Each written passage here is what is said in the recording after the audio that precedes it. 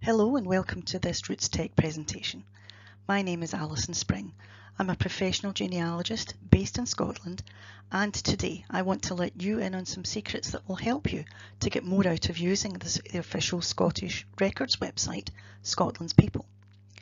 It is an often overlooked fact that using the site doesn't need to cost a fortune. Here I'm going to share some of its resources you can access at no charge. It's free to register and to use the service to carry out unlimited searches in any of the datasets.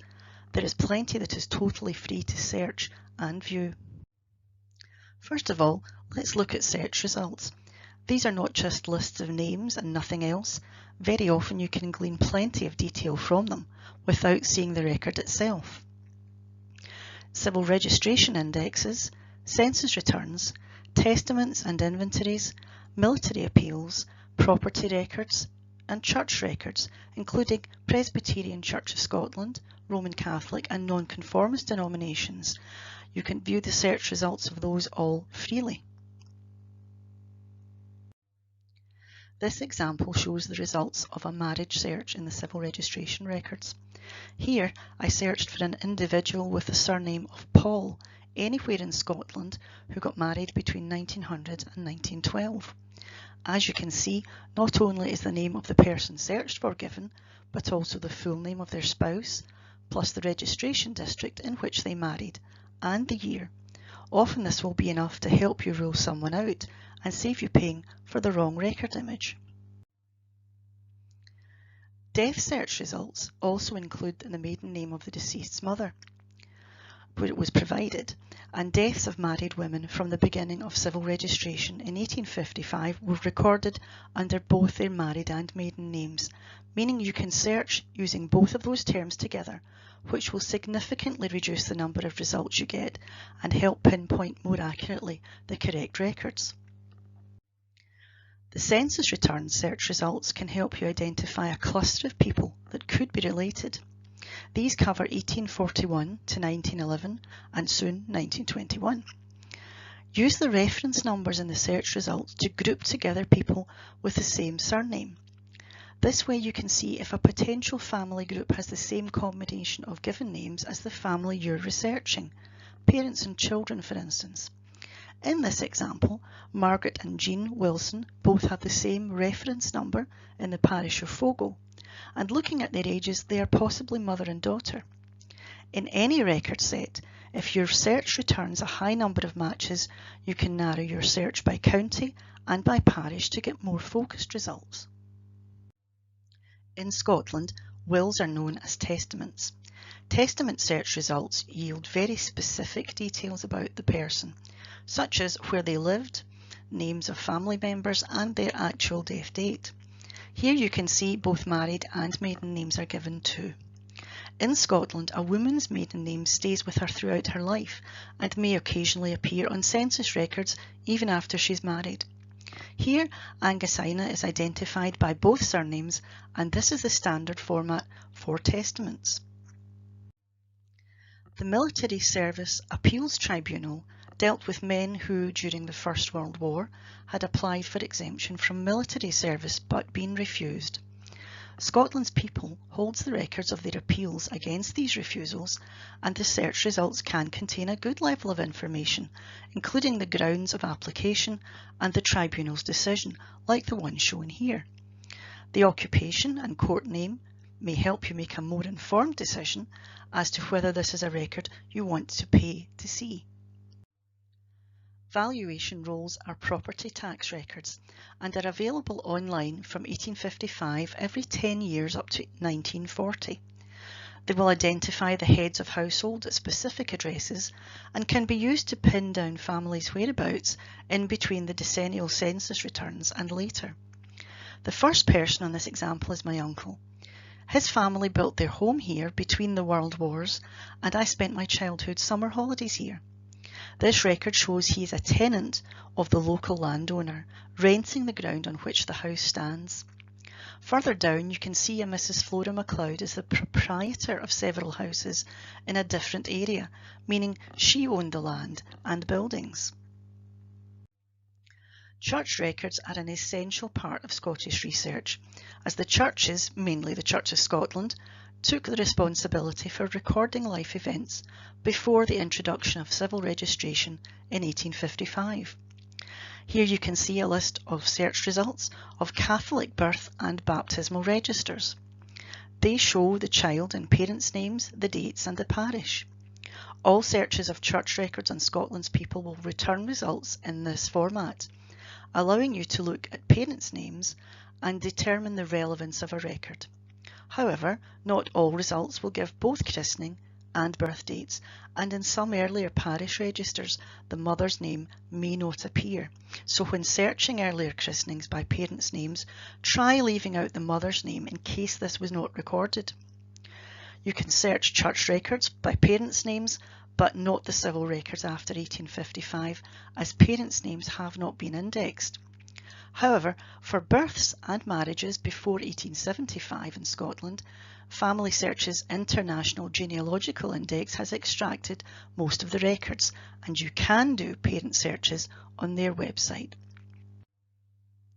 You can also search and view the following collections at no charge: the 1881 Census Transcription, Kirk Session Records, the Highlands and Islands Emigration Society Passenger Lists, Map and Plan Images, the Image Library, the Research Guides, the Glossary, and get technical help and support too.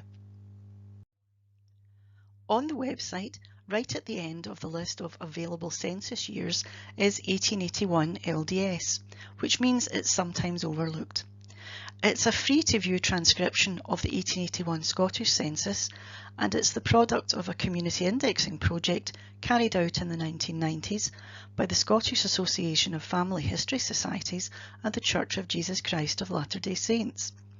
As you can see, all the details are included, and it is a fuller transcript than some of the subscription websites have. None of those sites have access to the images of Scottish censuses and may only provide partial indexes for them. Ancestry, for example, doesn't give the marital status of Scots in the census.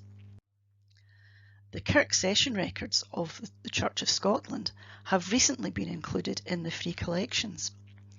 These are unindexed images which can be browsed and viewed at no cost. The only charge is for downloading an image, and this is not essential as you can easily read, enlarge and scroll through the records.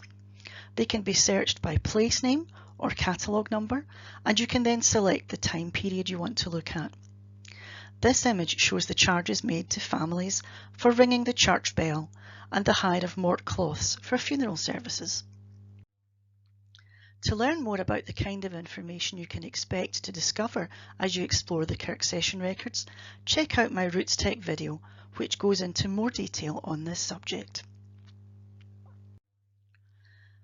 The Highlands and Islands Emigration Society passenger list contains information on around 5,000 emigrants from Scotland to Australia between 1852 and 1857. These were Scots who received assisted passage in an attempt to relieve the deprivation in the Highlands and Islands during that time. Passengers are enumerated in lists, often in family groups, which contain the names, ages and places of origin of each person, proving very useful as a genealogical source. As well as using these key pieces of information to find ancestors, this collection can be searched by the name of the ship and port of arrival. In addition to the free search and results, images of the passenger lists can be freely downloaded and saved to your device. Scotland's People's collection of maps and plans is made up of over 170,000 documents from a variety of sources, not just government records. These include private, commercial, legal and ecclesiastical archives, and they comprise technical and architectural drawings as well as maps. Recently, thousands of post-World War II agricultural maps were added. Some items are from as early as the 16th century. And while this is the largest known collection of such documents, National Records of Scotland will continue to add to it where permission can be obtained. Here you see an image of architectural drawings of Lyth and Benvie Poorhouse near Dundee. If your ancestors spent time, as many ordinary Scots did, in a poorhouse, it would be interesting to see an image of it, and perhaps even how the space inside would have been used. The Scotland's People Image Library is a separate collection that includes not just photographs of people and places in Scotland, but from around the world. These can be searched by subject or category, or by your choice of keyword, which might be a family name or a location that you're interested in. It also has great document images, like this one of the 14th century Declaration of Arbroath, a document written by Scottish barons and intended for the attention of Pope John XXII.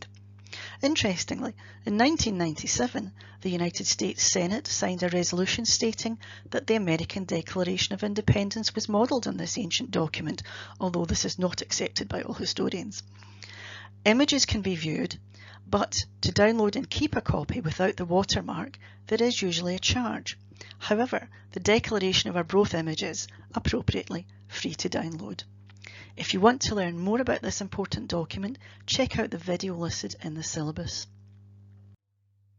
Advice and support on using the website is always available via the search pages in the form of tips, which you can turn on or off, as well as on the help and guidance section.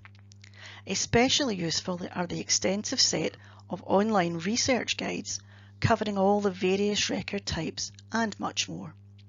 There's also the related government website, scottishhandwriting.com, with its helpful tutorials on how to read and interpret older style scripts that you may come across in some of the earlier records.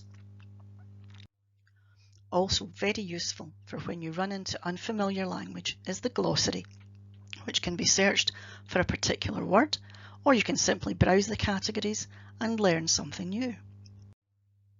Whenever I've run into difficulties in reading a poor quality image, the website administrators have been extremely helpful in having the record rescanned, and in the case of index errors, sometimes refunding credits spent. Use the Report an Issue button above an image to get help with a problem. To get the most out of the website, you should subscribe to their email newsletter or follow them on social media for regular updates on recent additions to their collections, tips for searching, and stories from the records. There's also the National Records of Scotland's blog to follow for background details about their collections and highlights from the records. You'll find links to these social media accounts in the syllabus. Thank you very much for watching this presentation. I hope you find it helpful in furthering your Scottish ancestral research. Please do contact me if you have any questions about the presentation, and hopefully I will be able to help you. Thank you again.